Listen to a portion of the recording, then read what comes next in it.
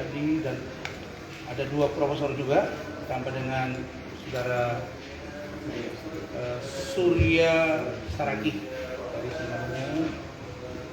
Dan tadi Bang Egy Sujana juga datang memberi sampel, dari NETI juga tadi datang, dan beliau mendahului kita karena ada urusan. Saudara-saudara sekalian, saya hanya meminta satu hal, agar kasus ini diproses dengan cepat, dan hari ini sudah terbukti berkat kejelian dan kemampuan yang handal dari para tim yang dipimpin Pak Lejo dan Pak Romi, Pak Lihat ini, maka saya yakin dan percaya kalau hari ini bisa cepat, maka pemeriksaan terhadap kita bisa juga akan cepat, penetapan seperti apa ke depan juga akan cepat. Saya tidak bisa berkomentar panjang lebar, ada yang mengerti dan yang diserahkan untuk fakta hukum ini seperti apa ke depan adalah tim. Saya tidak akan terlalu banyak berbicara di persoalan ini, biarkan tim yang akan merumuskan, menyampaikan kepada kalian semua apa dan seperti apa. Saksi diperiksa tadi 2 orang, dan plus saya ditambah keterangan istri saya.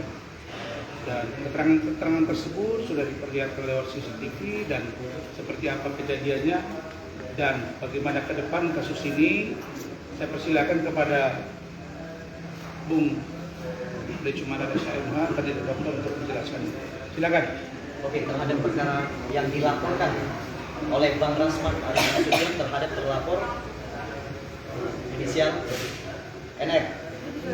Oke, hari ini harusnya kemarin, cuman kemarin unit respon dulu pas weekend. Jadi dipindahkan hari ini karena Bang Rasman yang meminta juga diganti hari Selasa. Jadi tadi pagi-pagi saya jam 9.30 sudah sampai Polres. Oke, saya sudah mengecek berkas perkara yang telah dilaporkan oleh Bang Rasman. Disposisinya adalah ke Resmob, unit Resmob lantai 3. Oke, dengan kandidatnya namanya AKP Jakaria. Nah, tadi ketika Bang Rasman sudah datang, akhirnya langsung kita dilakukan pemeriksaan ekstafet dari Bang Rasman, kemudian ada Ibu Ade, kemudian ada 2 saksi lainnya. Oke, jadi hari ini kita sudah selesai pemeriksaan kurang lebih 1,5 jam. Start dari jam 2 sampai kurang lebih 1,5 jam ya, 3.30 sudah selesai. Jadi saya pastikan minggu ini akan dilakukan panggilan klarifikasi terhadap yang namanya NM. Oke, jadi kepada NM kita sudah menepati janji kita, proses hukum harus tetap berjalan ya. Terhadap Bang Rasman ini bukan lagi namanya ya tindak pidana ringan, ini jelas-jelas sampai sobek, sampai ada darah, itu sudah jelaskan berat itu ya. Jadi saya pastikan NM kamu akan dipanggil minggu ini, oke, dari Polres Jakarta Selatan. Nah, datang ya, jangan coba-coba nggak datang. Kalau menunda ya artinya ada risikonya ya. Oke, jadi itu dari saya ya, jangan terlalu jauh dulu kita berasumsi ya. Dan saya minta kepada siapapun jangan coba-coba intervensi perkara ini, karena perkara ini sudah diketahui oleh publik ya, jelas-jelas yang mukul siapa, kemudian dia juga sudah mengaku ya di sosial media, berarti buktinya jelas. Jadi CCTV juga sudah dilihat oleh penyidik. Oke, sudah dilihat oleh penyidik dan jelas itu, mukulnya itu jelas gitu. Nah, jadi kepada teman-teman wartawan saya minta untuk dikawal, perkara ini kawal sampai nanti penetapan tersangka. Oke, nah, itu dari saya cukup ya, nggak usah terlalu jauh dulu. Oke, Bang Terima kasih, Pak Tommy. Baik, rekan-rekan semua ya. Ini kita di sini melihat ya, bersama-sama melihat apa yang sudah disampaikan tadi Bang Rasman dan Bang Lecumana. Artinya semua sudah kita penuhi, berikut dengan alat bukti, saksi, dan semua petunjuk-petunjuk yang akan disampaikan ke penyidik. Yang kita lihat adalah bagaimana reaksi cepat daripada pihak kepolisian ya. Kalau ini memang tidak cepat, maka pihak wartawan dan media sosial, bahkan semua netizen rakyat Indonesia juga bisa mengawal ya, kita juga tetap membentuk tim ya, Bang Rasman. Apabila ini berarti saya berharap pihak kepolisian cepat bergerak ya, cepat diproses secara hukum yang berlaku. Bahkan contoh-contoh ya yang kita lihat di media sosial pun sudah banyak ya, tindakan-tindakan yang sifatnya adalah pengancaman, bahkan juga ada penganiayaan, pemukulan. Ini diproses kok, ya. Jadi nggak ada lagi ruang nih buat orang yang kebal hukum. Bahkan juga orang yang ya ibaratnya ada abuse of power. Tidak ada di sini. Kita bisa melihat di sini murni ya, murni proses ini berjalan sesuai dengan protap, ya, secara kredibel dan bisa dipercaya tentunya. Terima kasih. Terima kasih. Silakan Bung Lihat. Baik, perkenalkan saya Lihat Tabarat SMH selaku tim kuasa hukum daripada Dr. Ran untuk menambahi daripada keterangan yang telah diberikan oleh Dr. Ran dan juga kita Lucumana dan juga saudara Tony. Saya ini setelah tadi mengikuti pemeriksaan daripada Dr. Ran dan juga oleh saksi yang dua orang, Pak Rizky dan ini, saya melihat yang jelas, artinya sesuai dengan laporan yang dibuat LP oleh klien kami saudara Teran, di mana pasal 351 itu sudah sangat jelas dan terang. Hal itu sudah memenuhi unsur yang sempurna. Kenapa saya mengatakan unsur yang sempurna? Karena sudah jelas peristiwanya ada di kantor polisi dan di depan petugas. Hasil tindak pidananya melakukan pemukulan dengan jelas membuat sobek lipis daripada dokteran dan mengucurkan darah. Itu jelas ya. Itu jadi itu jelas unsurnya. Dan selanjutnya udah langsung dipisum. Peristiwa tersebut udah langsung dipisum, ya, dan dikuatkan oleh dua saksi-saksi. Dan selanjutnya, kenapa saya bilang tadi sempurna? Karena hal ini sesuai dengan yang sudah beredar di media dan juga saya terima tadi dari klien saya, Dr. bahwa ini sudah mendapat pengakuan dari kita berjanji sendiri. Ini bila perlu ini langsung kita dengarkan ya. Jadi supaya itu kenapa saya bilang unsur laporan ini 351 ini sempurna, supaya kita dengar bersama-sama ya. Ini perlu ini didengarkan sama wartawan ini. Nih sebenarnya ya, ini. Nih, sudah nih.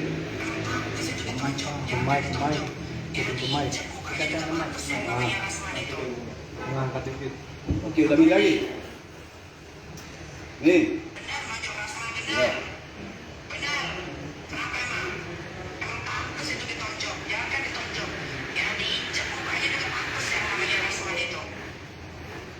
Jadi biasanya penyidik tidak terlalu mengejar pengakuan daripada terlapor karena biasanya pada tidak mengakui. Tapi ini tanpa dikejar pun sudah diakui.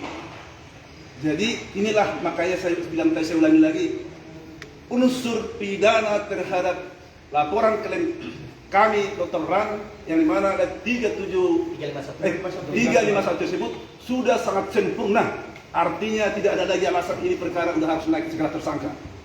Nah, dan juga saya tadi sesuai dengan keterangan yang dijelaskan oleh klien saya Dr. Ran, peristiwa tersebut uraiannya akibat dari pemukulan tersebut bahwa klien kami Dr. Ran ini sampai mengalami luka sobek dan berdarah dan mengakibatkan sampai sempoyongan, hampir terjatuh sebenarnya. Dan setelah balik di rumah sampai muntah-muntah, ya kan? Namun kenapa Dr. Ran harus juga segera melakukan laporan dan visum dan juga segera juga harus ke Polres lagi karena demi untuk menyelamatkan Loli, anak daripada MF. Siapa? Nita Nurjani yang diduga keras sebagai pelaku terhadap tersebut. Itu yang perlu kita tegaskan di sini.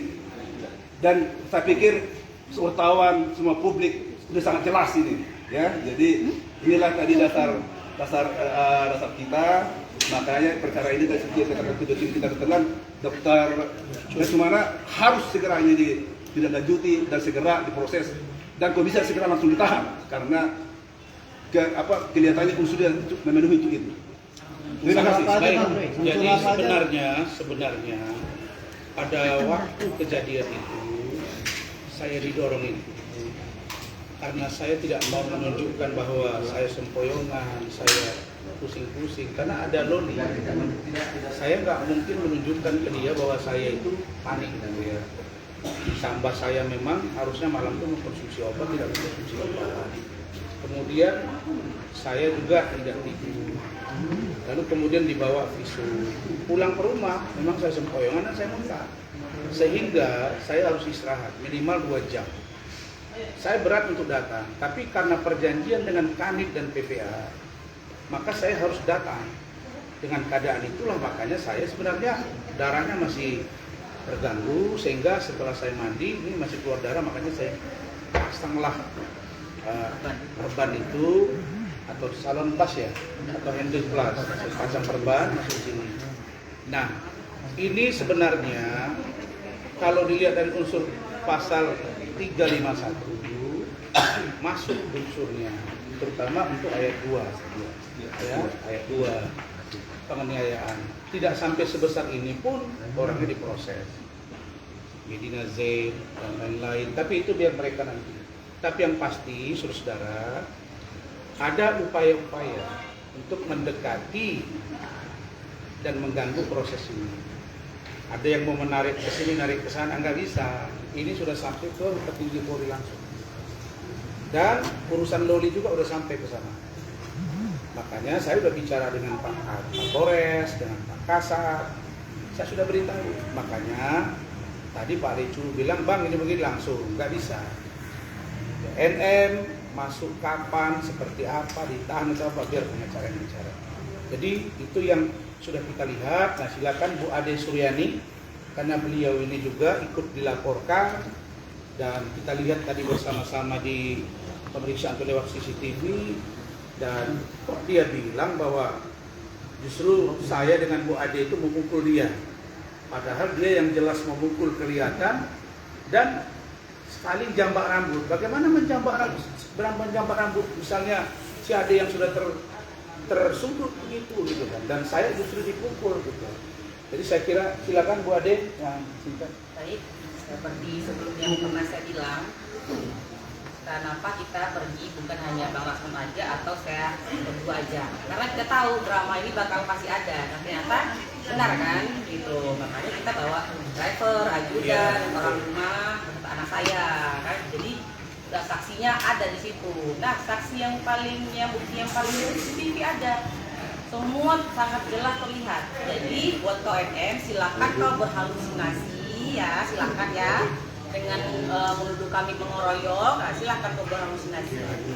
Nah itu. Nah satu lagi nih, saya biasanya kemarin ada tuh biasanya dokter apa si Oki datang kemari. Mana dia kok? Biasa nggak ada Kak Oki. Biasanya aku datang gitu dengan brand-brand, bawa brand ya, biar ngiklan dikit nih. Kok nggak pernah nampak ini? Nggak jemu tuh si Loli katanya mau juga tuh adopsi ini, katanya saya dengar ya mau beli kedokteran. Coba tuh jenguk lah tuh dia si Loli tuh ya. Jangan manfaatkan situasi yang ini aja, sekarang datanglah, lihatlah gitu ya.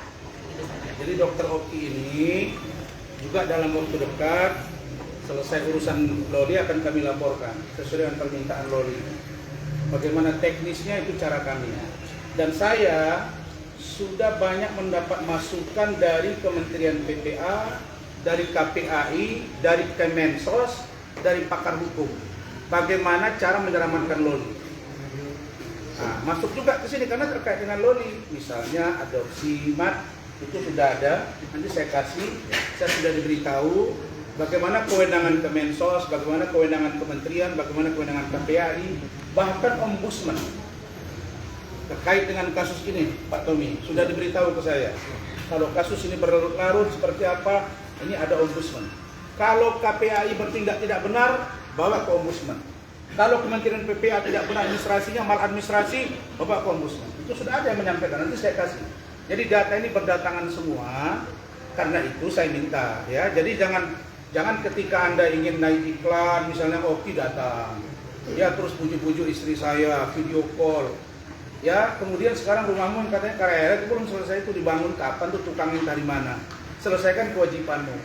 Kita akan gugat minggu ini, Ahmad. Nah, dan itu sudah siap, termasuk juga pidananya.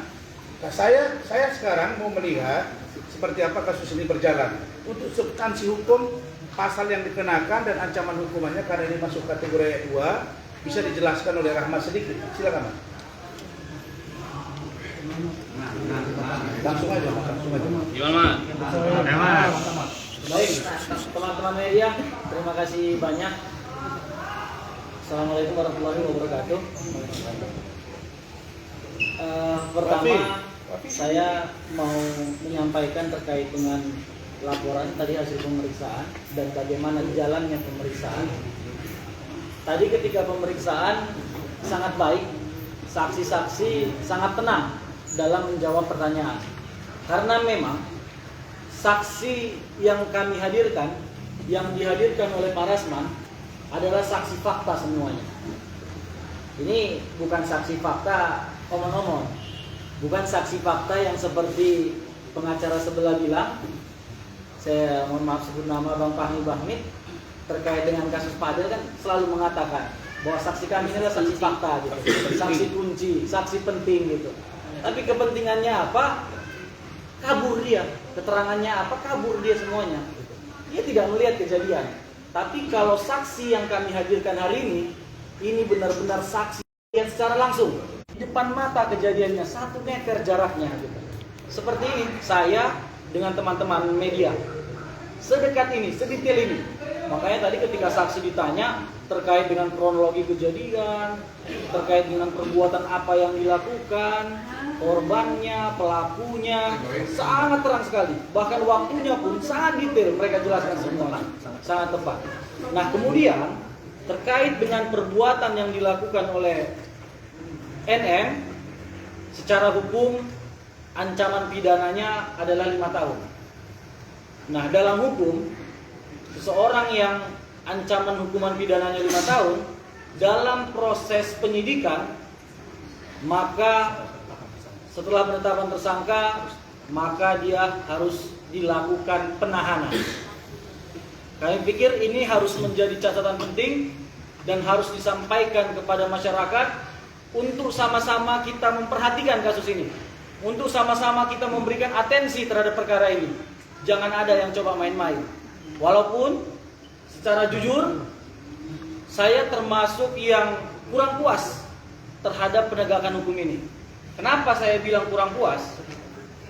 Seharusnya dalam perbuatan tindak pidana yang diduga dilakukan NM ini, kejadiannya itu langsung di depan penyidik. Kejadiannya itu di kantor polisi. Gitu. Ini penghinaan untuk institusi ini. Ini penghinaan untuk Polres Jakarta Selatan. Harusnya di saat kejadian, di saat itu juga dilakukan penangkapan atau penahanan. Dan itu sah secara hukum.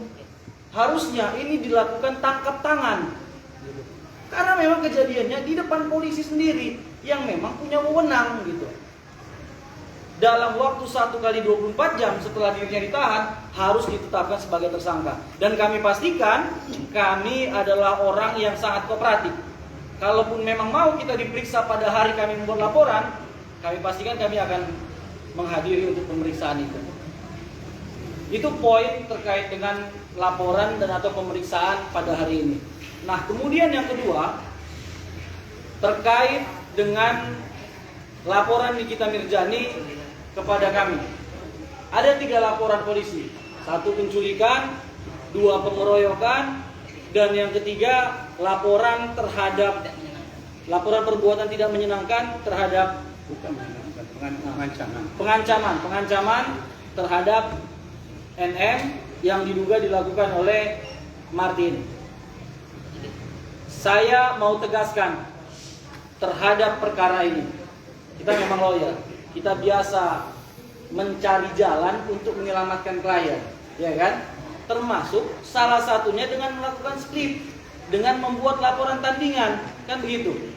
Tapi dalam hal ini kami pastikan tidak ada kata perdamaian, tidak ada tukar menukar perkara. Ini perkara akan on the track sampai akhir. Siapa yang berbuat maka dia yang harus bertanggung jawab. Dan kemudian jangan berbangga dengan diterimanya 3 laporan polisi itu. Karena setiap laporan polisi itu mengandung konsekuensi hukum. Barang siapa yang mendalilkan, maka dia harus membuktikan. Barang siapa yang tidak dapat membuktikan, apalagi sampai SP3, maka siap-siap kami akan langsung membuat laporan palsu. Dan ini sudah sangat jelas sebenarnya laporan palsunya. Ada beberapa jurisprudensi, bahkan termasuk kami yang menanganin, yaitu terhadap perkara Medina Zain yang dilaporkan oleh Marisa Ica. Itu hampir sama Pak kejadiannya begini Pak. Di kantor polisi pemukulan, ternyata dibuktikan melalui CCTV tidak ada pemukulan itu gitu. Siap-siap. Dan itu Medina Zain ditahan. Kami pastikan nanti kau ditahan lagi terhadap perbuatan ini. Saya pikir itu aja Pak. Terima kasih. Baik, terima kasih. Ada pertanyaan? Bang, menunjuk beberapa pengacara mungkin alasannya apa Pak? Bukan begini. Meminta bantuan mungkin? Enggak, saya nggak minta bantuan.